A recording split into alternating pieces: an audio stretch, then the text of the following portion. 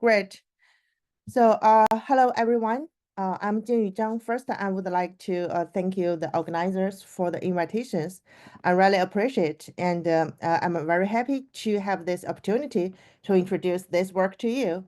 And this work, just as the title, is about long-range genomic loci stochastically assembled into combinatorial forms of chromosome skeleton. Generally speaking, we were focusing on the spatial colocalization of two cis loci that were well separated on the chromosome. So before we actually come into my project, I would like first to show some background number and skills. For a normal human cell, the volume is around 1,000 cubic micrometers. In average, the diameter of the human cell is 25 micrometers and the height is around 2 microliters. The diameter of a human nucleus is around 2 micrometers and the height is 2 micrometers. But for a single human chromosome, if it was stretched straight, it would be 5 centimeters. And we have 46 of them in one nucleus, then the total length should be around 2 meters. If the diameter, if a diameter of a DNA was as wide as the spaghetti, which is 500,000 times larger, it might stretch as far as 1,000 kilometers in length, which would all have to be packed into a disk range around that the diameter should be 5 meters. So we know chromosomes are definitely not spaghetti that you can just throw it in the bowl and let it fit in. Chromosomes, as a genetic materials, have to keep their important function and accessibility. Indeed, previous researchers already show that the chromosomes are folded in order and segregated in nuclear region. Thus, every one of them have its own territories. All of these folding and segregations are formed in a few minutes.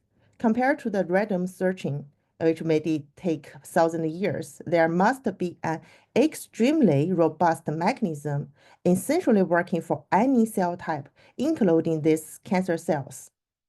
So what is that mechanism?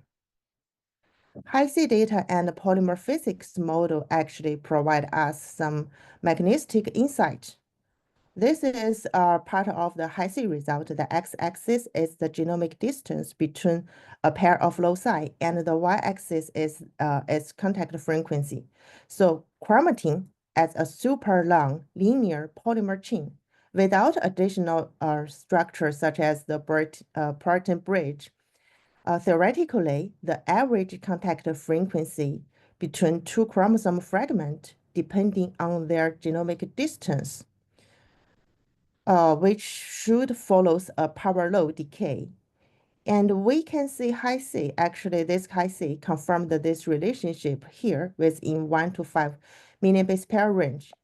And this result aligns with the polymer models describing chromatin as a crumbled polymers.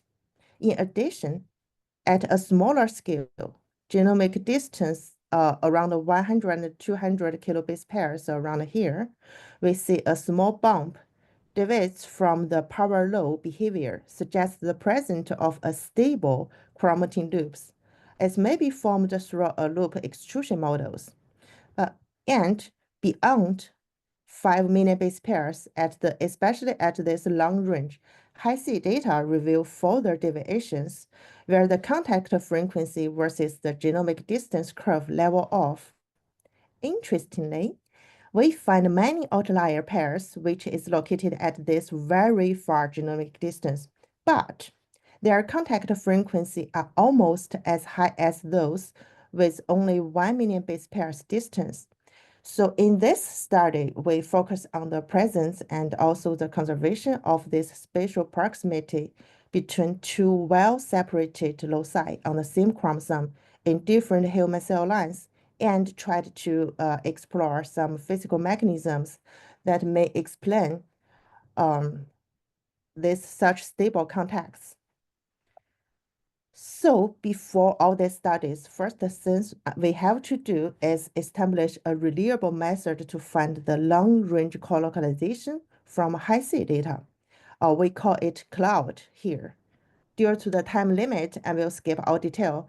If you are interested, we can discuss it later, or maybe you can check our new paper on bioRxiv. Generally speaking, this method is based on sliding window smoothing, and we try to highlight the signals from highly noisy background. So some of the long-range colocalization we found from high-C data have been confirmed from other labs' experiment. For instance, here in HCT116, we found from high-C data, we found this colocalization between these two regions. And these regions are apart with 27 million base pairs. And this connection has been verified in this paper and identified as a cancer risk region. We then performed this algorithm to other cell lines, include 4 human cancer cell lines, 4 normal cell lines, and 4 embryonic cell lines. So here are examples of long-range colocalization in chromosome 2 and chromosome 4 in RMR19 and MCF10A cell lines. First, we can see very clearly from here, we found the long-range colocalization is prevalent in different cell lines.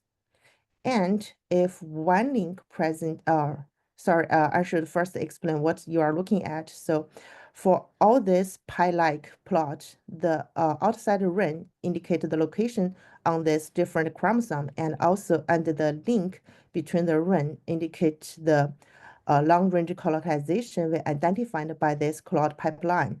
So if one link present in at least half of this particular type of cell lines, then we draw it on this panel and as a conserved long-range colocalization. So we can see some of this long-range colocalization are conserved in different cell lines. So we further want to monitor the dynamics of this colocalization pair from our cloud pipelines. Thus, we choose a pair of such long-range colocalization loci on chromosome 14. One is at this 20 million base pairs, and one is at the end of the chromosome 14. We label them with different fluorescence color by CRISPR-Cas9 technologies and monitor their movement under microscope, real-time imaging.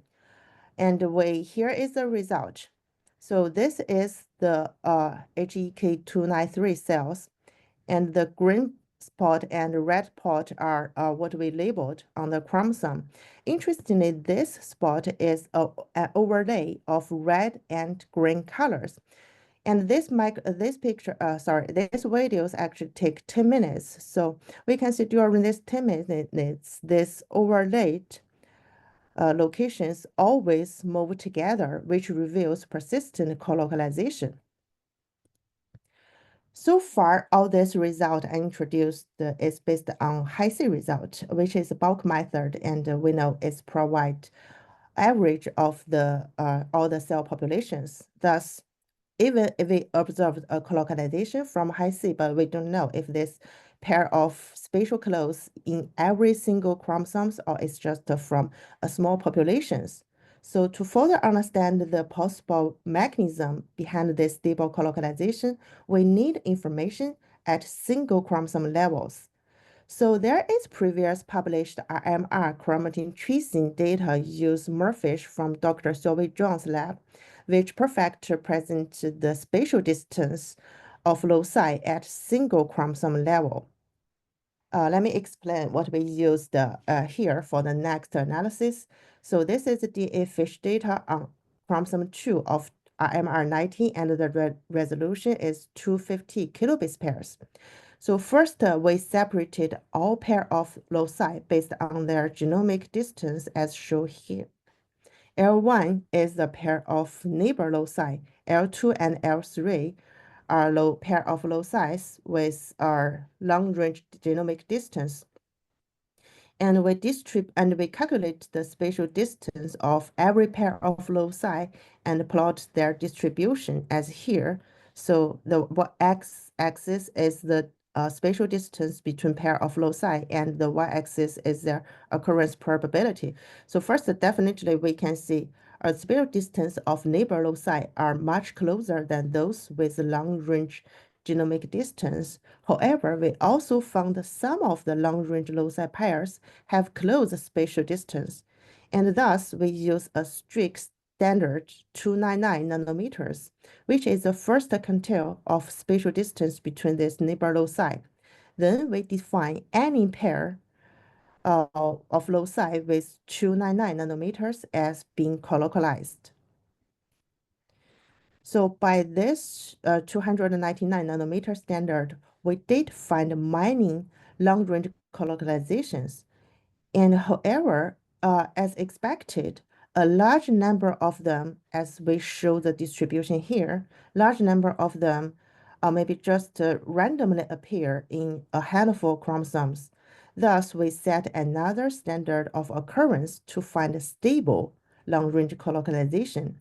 So in sum, we define the stable long-range colocalization as those from Murphy's data of genomic distance more than 100 million base pairs. The spatial distance is within 299 nanometers, and also it should appear in at least 23 out of 3,000 copies of chromosome 2. Then we plot all the SLRC we identified here. Sorry, the outside ring is the location on chromosome 2, and the link here is the SLRC we identified. And we also overlay the LRC we found from high C.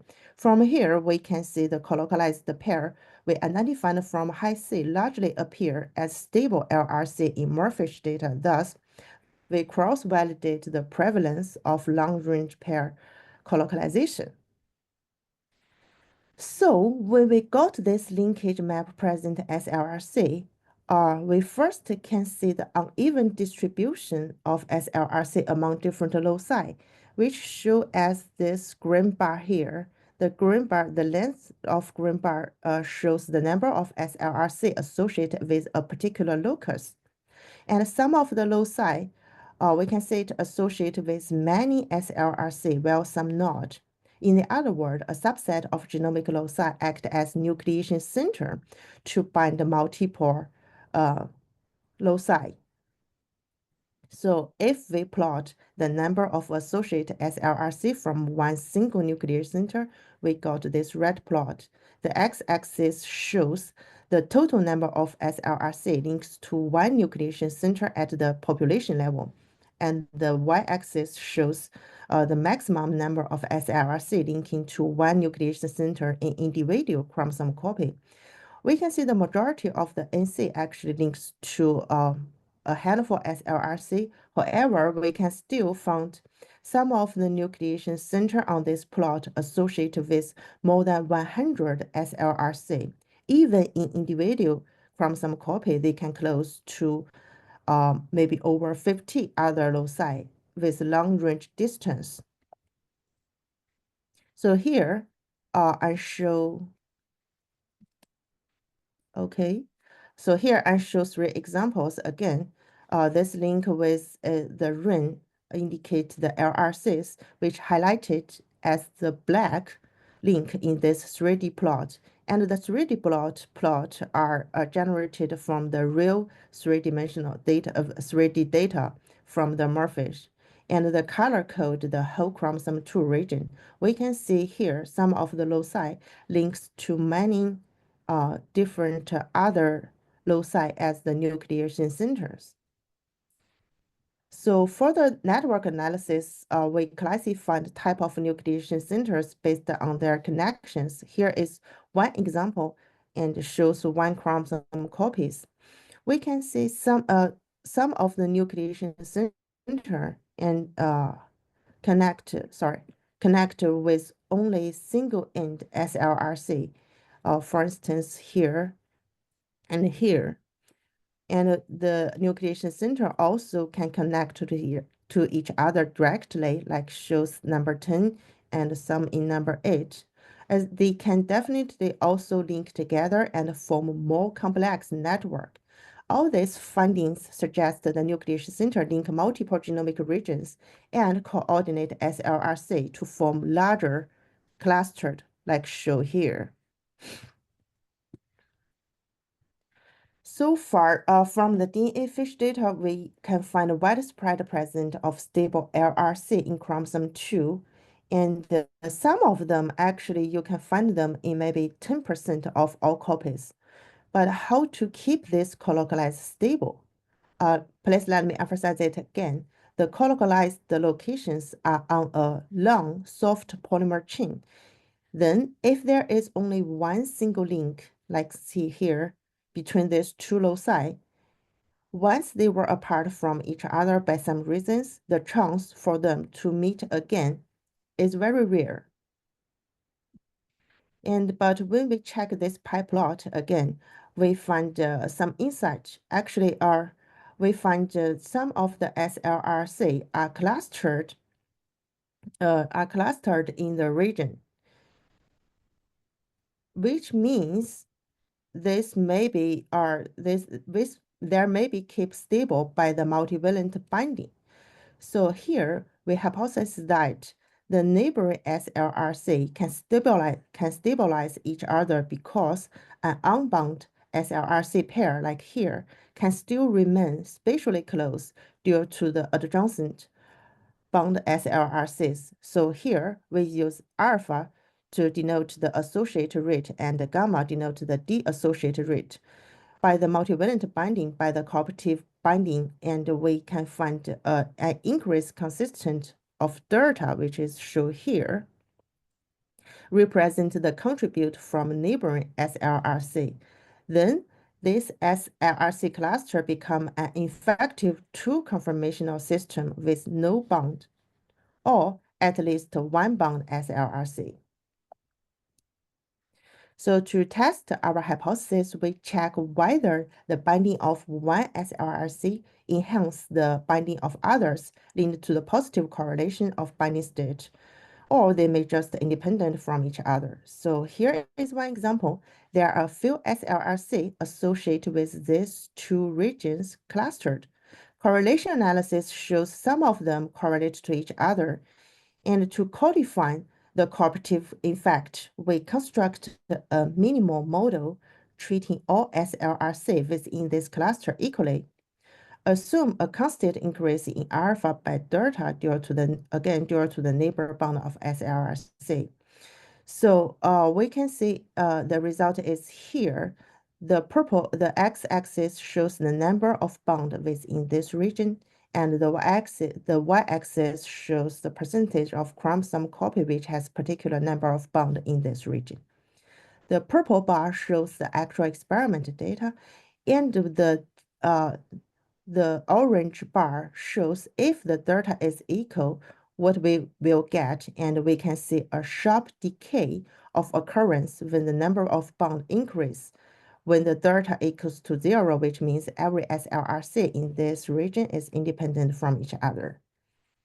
We can see if, with the help of cooperative binding, the decay is much slower. So this Murphy's data actually support the multivalent binding models. In addition, we also observed some non-monotonic percentage versus number of bond curves, like here, 2 peaks curve, or maybe even 3 peaks, which suggest even stronger cooperativity than the minimal model predicted. Again, here I show 4 examples. 2 of them on the top should have at least one SLRC bound these 2 regions, and the bottom 2 chromosomes do not have any SLRC in these 2 regions. We can find the bottom 2, the regions in the bottom 2 chromosome are much longer than the top 2 chromosomes. So analysis of individual chromosome 2 copies further support this model when one or more SLRC, which is from 1 to here, were bound, the 2 genomic regions within this clustered regions will hold together. Through the additional SLRC actually did not give a significant increase of the spatial distance. So in sum, we can see to coordinate the chromosome structure formation, there are several mechanisms fit in. Actually, in this project, we generally speaking, in this figures show three mechanism function at different lengths and time scales to coordinate chromosome structure formations. And also, our identified super long loops facilitate the chromosomal foldings. So here I show the distribution of the number of long-range colocalization per chromosome to copy. We can see most of the chromosome to copy have a few hundreds of long-range colocalization within them.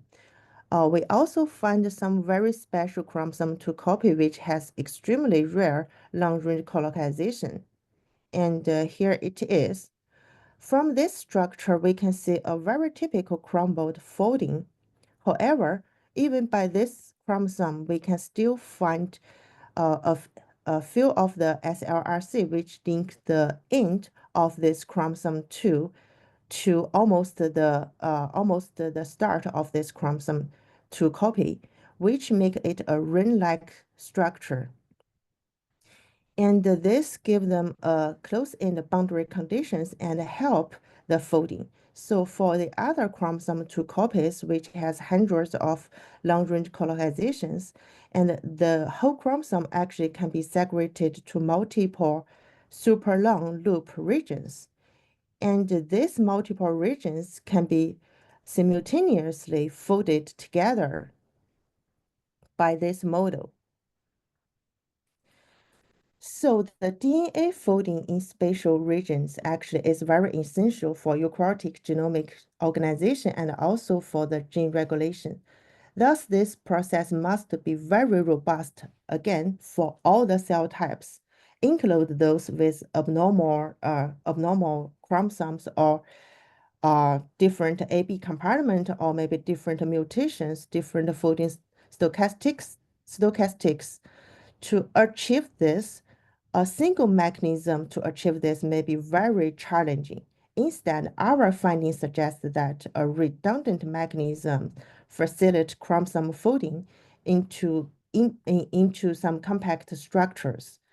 The genome, this one has an extensive amount of nucleation centers and also can close to loci separated by long-range genomic distance, and from which only a subset of this long-range colonization and nucleation centers was available for a given subtype cell type.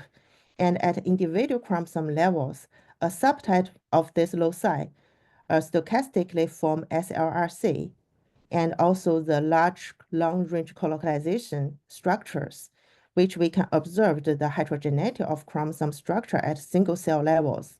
So this structure provide a robust divide and conquer mechanisms to facilitate the chromosome fold into compact structure with well-defined territories and also help forming chromosome structures at smaller scales. Okay, so here is all the information I want to bring to you about this project for today.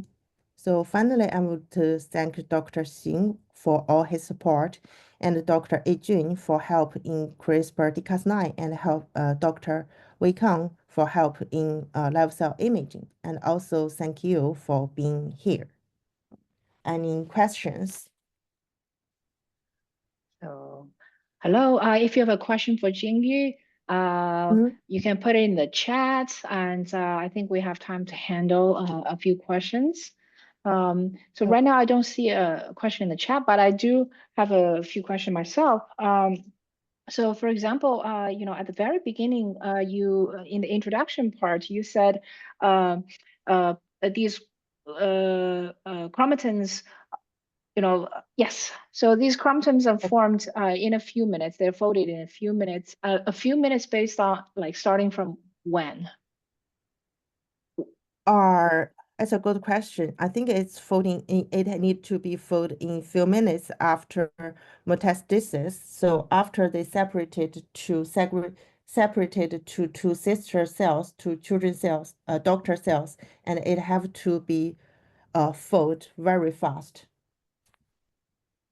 So you're talking about unfolding in that case, like after Uh, mitosis, there.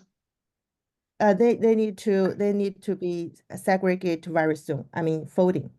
Okay, okay. Thanks for clarifying that.